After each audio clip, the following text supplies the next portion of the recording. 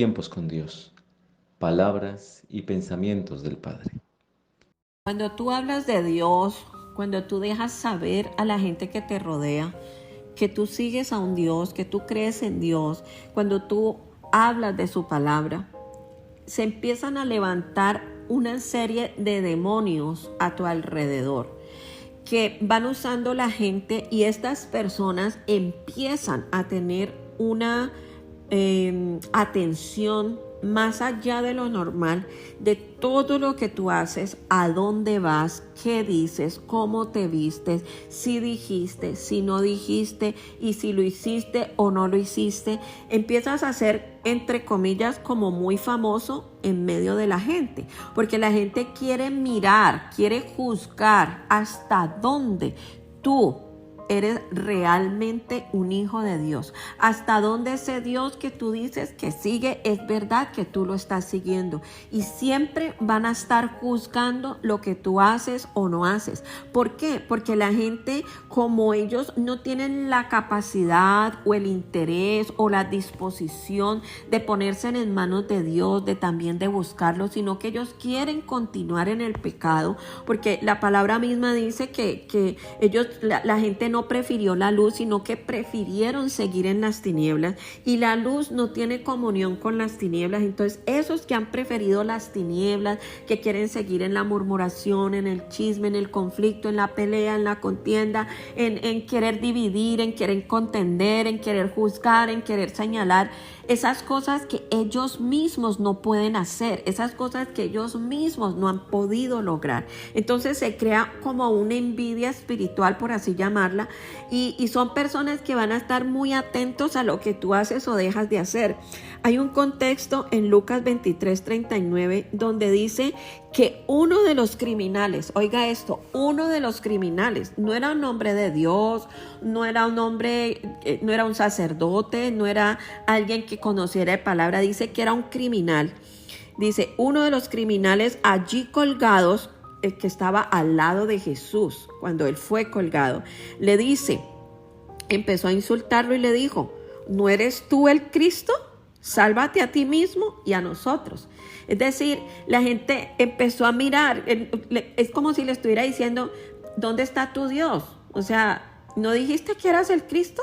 ¿No dijiste que tú eras el Hijo de Dios? ¿No dijiste que venías de parte del Padre? ¿No hiciste pues tantos milagros y tantas maravillas y tantos prodigios? ¿Qué estás haciendo aquí colgado? O sea, ¿por qué no te puedes salvar tú y no salvas a nosotros? Asimismo, usa la gente esa actitud de señalamiento. La gente no entiende por qué las personas que sirven a Dios pasan por cosas que son necesarias pasar. Porque para uno poder servir a Dios, para uno poder seguirlo, para uno decir que uno es un hijo de Dios, uno tiene que pasar por muchas circunstancias adversas en la vida que demuestran realmente nuestra fe. El Señor prueba nuestra fe. El Señor prueba nuestro corazón, a ver si realmente nosotros lo seguimos, a ver si realmente nosotros decimos, hacemos eso que tanto nuestra boca dice, y la gente se encarga de eso. La gente piensa que enseñar un versículo es solo buscar en la Biblia y preparar un mensaje, y no saben que antes de una palabra de libertad, los mismos predicadores tienen que pasar por cautividad. Una palabra no sale desde el Espíritu siempre y cuando uno no haya vivido las circunstancias. Uno tiene que pagar el precio por una palabra que le lleva a una persona. Es como decir que tú no vas a recomendar un sancocho que sirven en el restaurante de la esquina cuando tú no lo has probado. Entonces, si uno no ha probado, si uno no ha vivido la circunstancia, uno no tiene como la autoridad o la propiedad para compartirla con nadie. Y la gente piensa que no se trabaja. Claro, como no es algo visible que se hace, sino que es algo en la intimidad. En una empresa saben a qué horas tú entras y a qué horas tú sales. Con el Señor no es así. Con el Señor no tenemos horario de salida ni de entrada, ni días de la semana, ni vacaciones. Con el Señor es todo el tiempo, sin cesar. Te puedes dormir tranquilo toda la noche cuando trabajas en una empresa y levantarte a la hora que pones tu despertador. Pero con el Señor no es así, porque Él te levanta a las 3, a las 4 de la mañana, o muchas veces no te va a dejar dormir porque te está enseñando cosas, te está mostrando cosas por las cuales trabajar. Y como no andas pregonando lo que haces, pues para la gente tú no haces nada.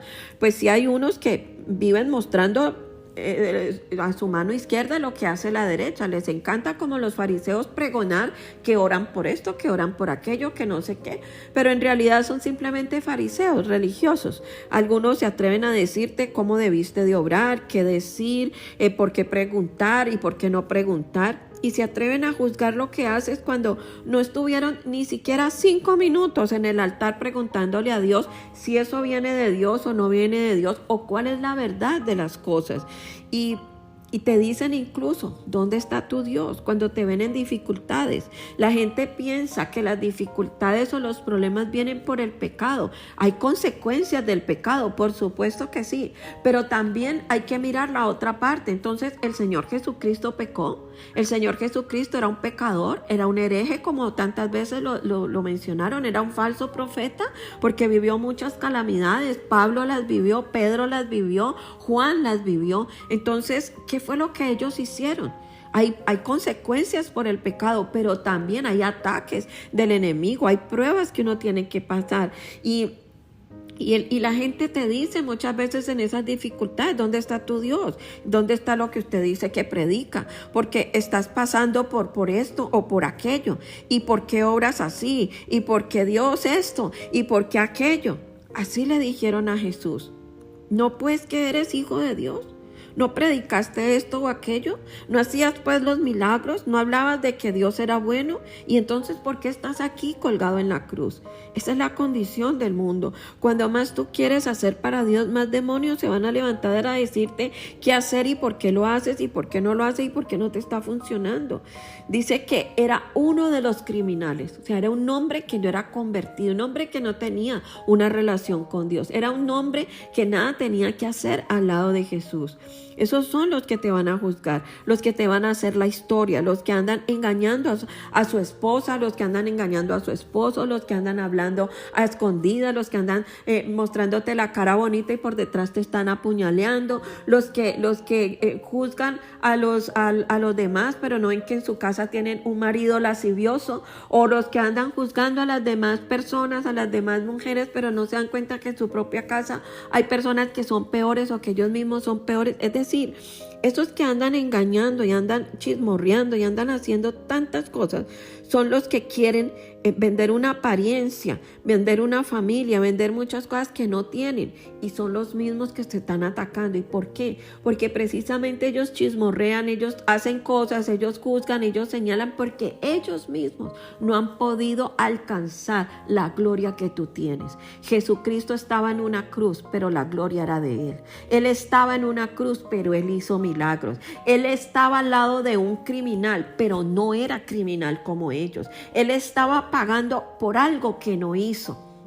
¿Por qué? Porque los mismos que sanó, los mismos que liberó, los mismos que alimentó, los mismos que le quitó los demonios de encima, fueron los mismos que prefirieron a Barrabás y lo crucificaron a Él.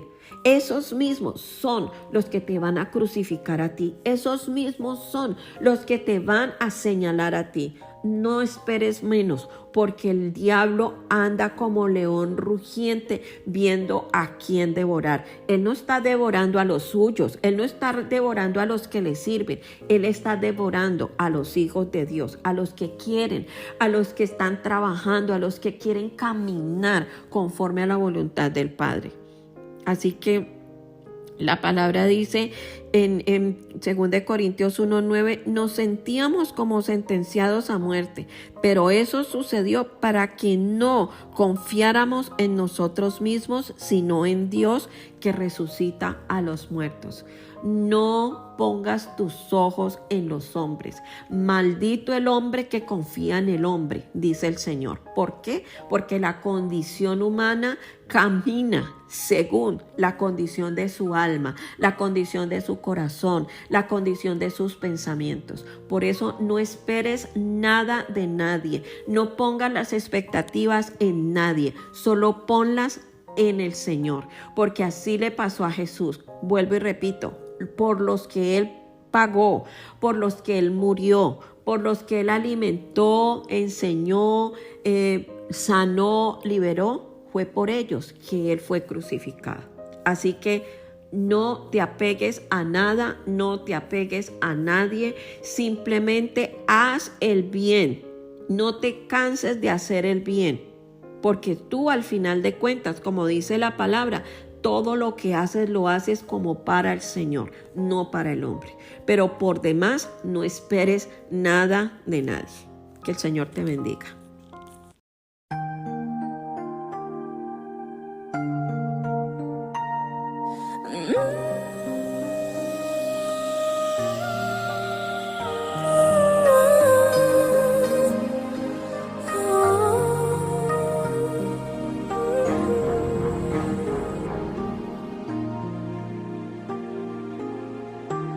Si ves a mi amado, hazle saber que estoy enferma de amor por él y que no puedo dormir.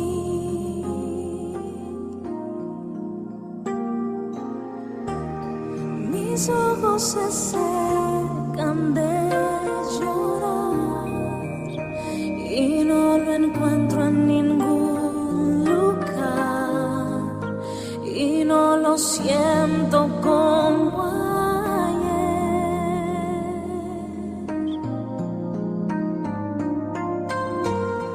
Tan acostumbrada estoy a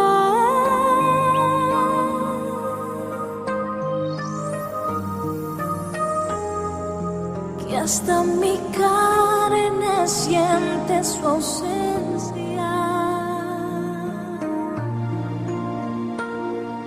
Eres codiciable, mi Señor. Me has vencido con tu amor. Sin ti no puedo seguir.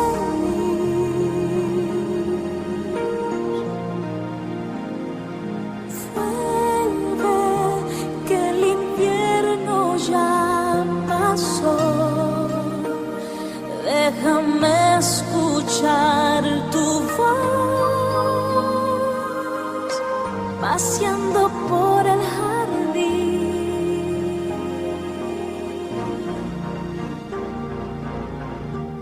Si ves a mi amado, hazle saber que estoy enferma de amor por él y que no puedo dormir.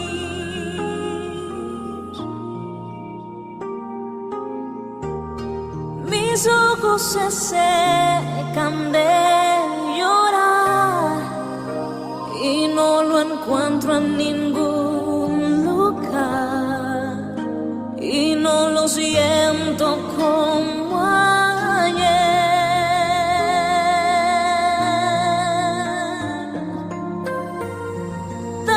Acostumbrada estoy a él,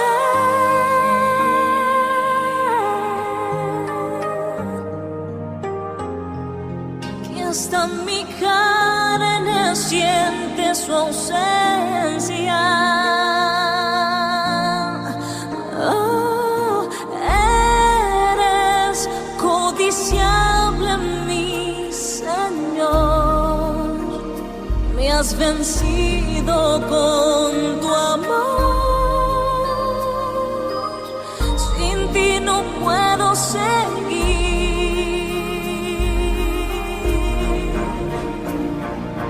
Vuelve, que el infierno ya pasó. Déjame escuchar tu voz, paseando por el jardín.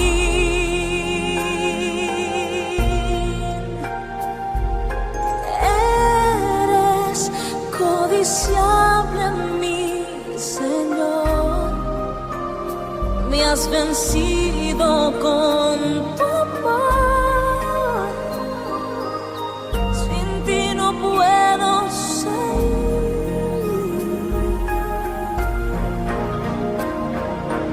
Vuelve, que el invierno ya pasó. Déjame escuchar tu voz, paseando por el jardín.